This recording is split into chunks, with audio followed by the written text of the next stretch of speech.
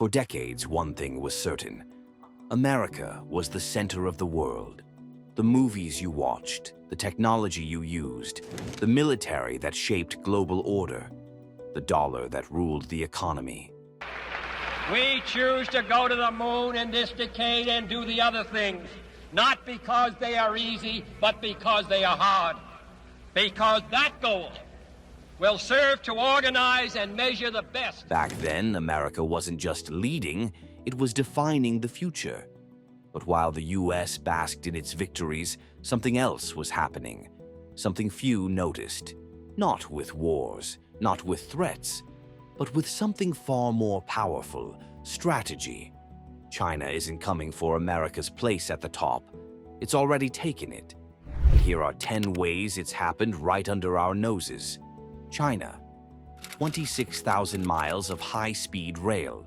Entire cities built in a decade. The US, highways designed in the 1950s. No high-speed rail. Imagine this. You step onto a train in Beijing. 220 miles per hour. Smooth. Silent. In 4.5 hours, you've crossed an entire country. Now, try taking Amtrak from New York to DC.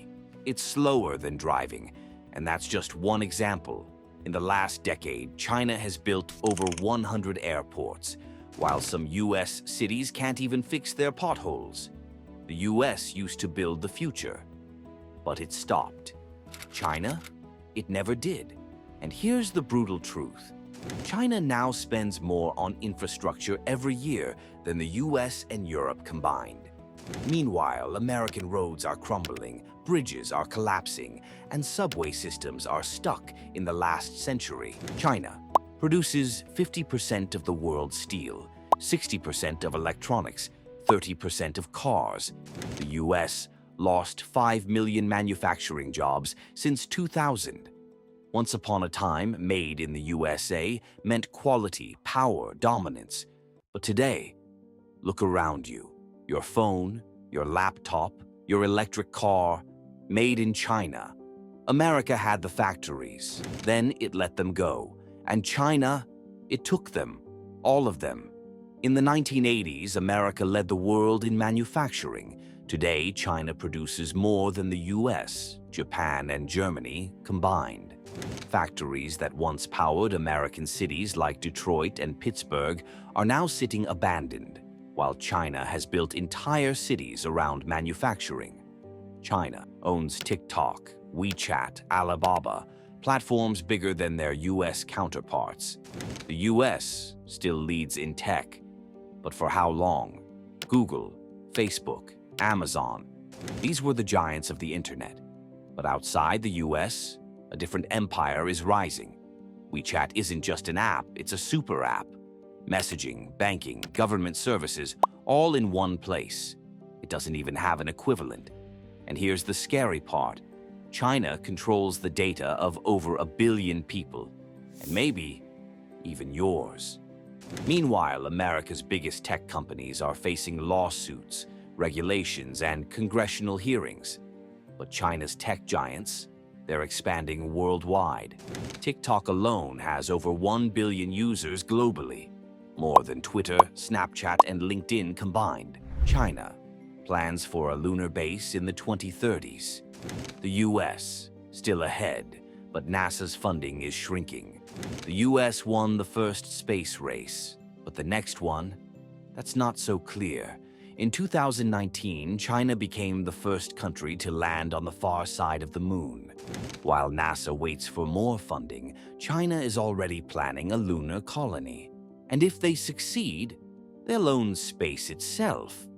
In 2021, China launched its own space station, Tiangong, while the US still relies on partnerships with private companies. The future of space isn't just about exploration, it's about dominance. And China understands that. China, investing trillions in roads, railways, and ports across the world. The US, focused on military spending. There's an old saying, the one who controls the roads controls the world. China understood this. That's why they've built a global network of roads, railways, and ports, from Africa to Europe to Latin America. These countries don't just trade with China, they depend on it.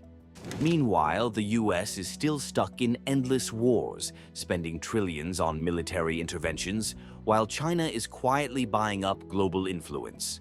From Sri Lanka to Kenya, nations are taking Chinese loans to build ports and highways. The price?